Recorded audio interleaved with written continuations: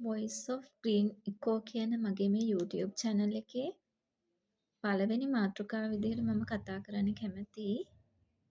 යම් අයෙක් ඉන්නවා නම් තමන්ගේම කියලා ව්‍යාපාරික ස්ථානයක් හෝ කර්මාන්තයක් ආරම්භ කරන්න ඒ වගේ කෙනෙක් මූලික අවධානය දිය යුතු කරුණු කිහිපයක් ගැන. අපි සාමාන්‍යයෙන් දකින දෙයක් තමයි අපේ රටේ ව්‍යාපාරික ස්ථාන හෝ කර්මාන්ත ගොඩක් වෙලාවට ආරම්භ කරන්නේ තමන් පදිංචි නිවසේම. ඒ නිවසේම කොටසක හෝ ඒ පරිශ්‍රයේම ඉතා කුඩා ඉඩක ව්‍යාපාරික ස්ථාන හෝ කර්මාන්ත බහුල වශයෙන් ආරම්භ කරනවා. මේ ආයතන පවත්වාගෙන යන්න බාහිර සමාජයේ පුද්ගලයන් සමග ගැටෙන්න වෙනවා. ගනුදෙනුකරුවන් සහ ඒකට අදාළ අනිකුත් ආයතනවල පිරිස නිතර යන්න එන්න ගන්නවා මේ තමන්ගේ ව්‍යාපාරික ස්ථානය හෝ කර්මාන්තයට. ඔබේ නිවසේ තවත් සමාජිකයන් පිරිසක් ජීවත් වෙනවා. පුංචි දරුවෝ වෙන්න පුළුවන්.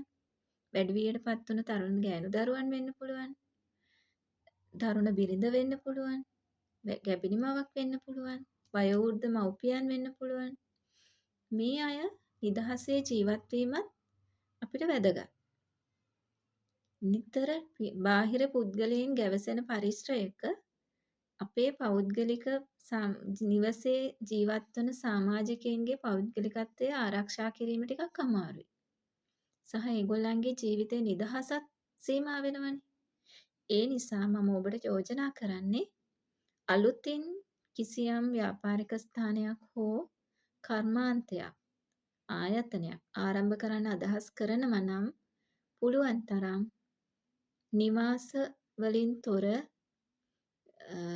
ඒ වගේම තවත් කර්මාන්ත හෝ ව්‍යාපාරික ස්ථාන පවතින නාගරික වගේ නිතර කෙනෙකුට පහසුවෙන් ළඟා වෙන්න පුළුවන් පාරවල් ප්‍රධාන මාර්ග ආසන්නයේ ඒ වගේ විශේෂයෙන්ම අවධානය යොමු කරන්න ඕනේ නිවාස වලින් තොර ප්‍රදේශයක්.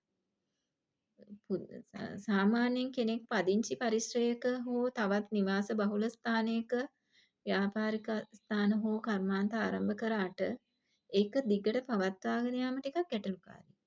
අපි නිතර දකින දෙයක් තමයි මේ වගේ තැන්වලට පැමිණිලි බහුලව ඉදිරිපත් වෙනවා. ඒ වගේ දේවල් කල්පනාකරණය කරන්න ගියාම ඔබ හරි අපහසුවටපත් වෙන්න පුළුවන්. සමහරවිට ඔබේ ආයතනයේ හෝ කර්මාන්තය ඉවත් කරගන්න වෙන්නත් පුළුවන්. ඒ වගේ අවදානමක් අරගෙන යම් මුදලක් වැය කරලා තමන්ගේ ආයතනයක් ආරම්භ කිරීම ඇත්තටම අවදානම් නේද? ඒ නිසා ඔබ මූලික අවධානය යොමු කරන්න ඔබ පටන් ගන්න ව්‍යාපාරය හෝ කර්මාන්තය මොන වගේ තැනකද ස්ථානගත කරන්න කියලා. මොකද ඒකේ ස්වභාවය මත ඔබට අවශ්‍ය භූමි ප්‍රමාණය තීරණය වෙනවා. කර්මාන්තයක් නම් ඒක ශබ්දය ඇති වෙන එකක්ද, දූවිල්ල ඇති වෙන එකක්ද, නැත්නම් ටිකක් ඉඩ ඕනි ලොකු ඉඩක් ඕනේ භාණ්ඩ හසුරවන්න ලොකු ඉඩක් ඕනි තැනක්ද? ඒ වගේ දේවල් සලකන්න ඕනේ. ව්‍යාපාරික ස්ථානයක් නම් ඔබ මොනවද අලෙවි කරන්නේ? ඒ අලෙවි කරන දේ ගන්න පිරිස එයාවට ඉන්නවද?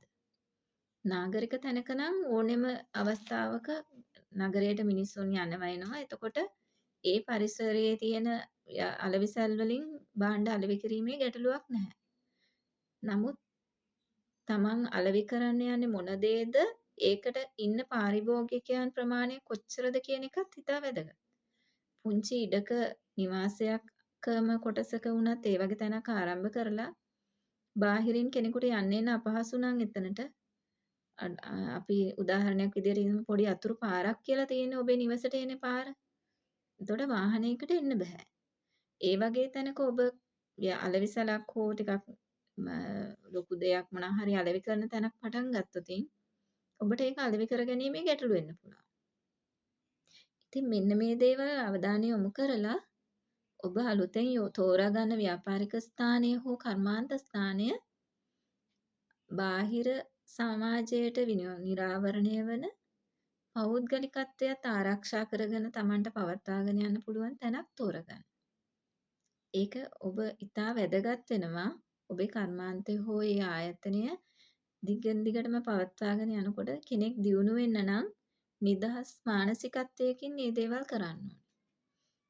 ඉතින් ඒ මානසිකත්වය පවත්වා ගැනීමට බාහිර පරිසරය ඉතාමත්ම වැදගත්.